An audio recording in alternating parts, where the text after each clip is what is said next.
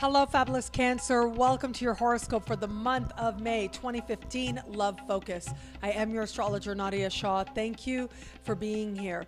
This month in love, as I mentioned in the general focused horoscope, really lovely month for you in the context of love, especially early in the month. There's lots of romantic energy around at the full moon that is taking place. Now, this full moon is happening for you in a part of the sky that has to do with romance. It has to do with the feelings of love. It has to do with flirtation. It has to do with an encounter that makes you feel alive. And this particular full moon is speaking with Neptune and Jupiter and Pluto at that, which suggests to me that on the one hand, lots of dreamy energy with this, lots of hopeful energy with this, lots of swept off your feet, very possible with this as well, but also very meaningfulness. There's a lot of meaningfulness to this energy as well. And so it seems to reach you very deeply and gets you believing in love. So those of you who are in an established bond, I think that this is going to be a sense of fun, a sense of closeness, a sense that you are really with this person in a way that adds to your life.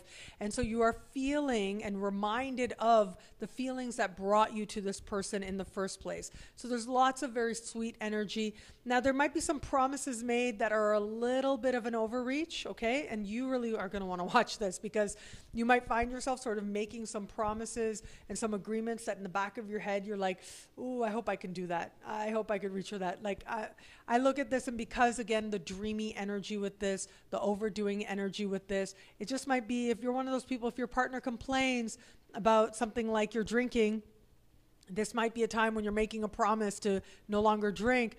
That might be a bit of an overstep for you.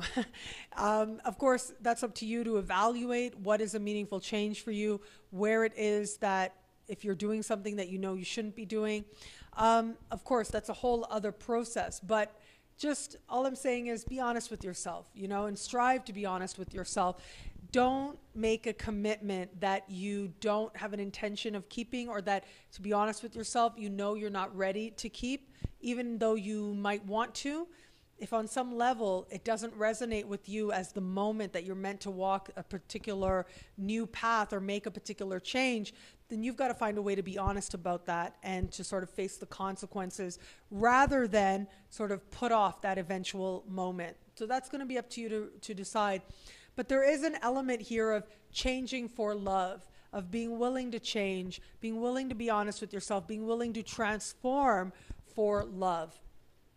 Those of you dating somebody, I think this is a great moon for dating somebody. This really is a wonderful moon to date somebody because it is fun.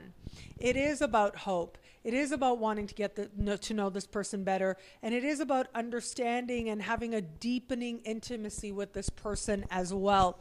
So you can expect to have at least one moment where you're seeing this whole other side of this person, likely a more vulnerable side at that, where you're getting to know this person that much more deeply as well, and feeling a greater sense of depth of the connection.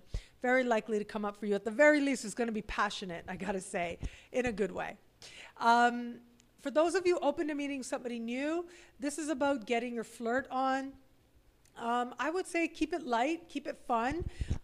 Don't try to think too much of what does this mean now, which is something the water signs can do. An innocent flirt doesn't necessarily have to be anything beyond that. You don't have to confess your soul at the first meeting. Just let it be fun to the best of your ability. And I think that's not going to be so easy. But if you can allow it to be joyous, you're only going to help the situation. But it does look like something within you is feeling a pull towards somebody new. It might just be one moment. I got to be honest with you. There might be that potential there for this just to be like, okay, this is one moment that ends up being meaningful to you, that allows you to see yourself with greater depth and understand what needs to change for you. But in the bigger picture, it also looks like this is a flirtation that ultimately awakens within you a deeper understanding that this is something you want more of, that you want to feel a sense of romance in your life as well. So you're certainly cultivating more of that energy. And all in all, I just see you feeling open and feeling at your flirty best as well. There should be at least one flirtatious moment that certainly leaves an impact on your spirit. What I love about this month for you is that love is connected with fun. Love is connected with joy. Love is connected with hope as well.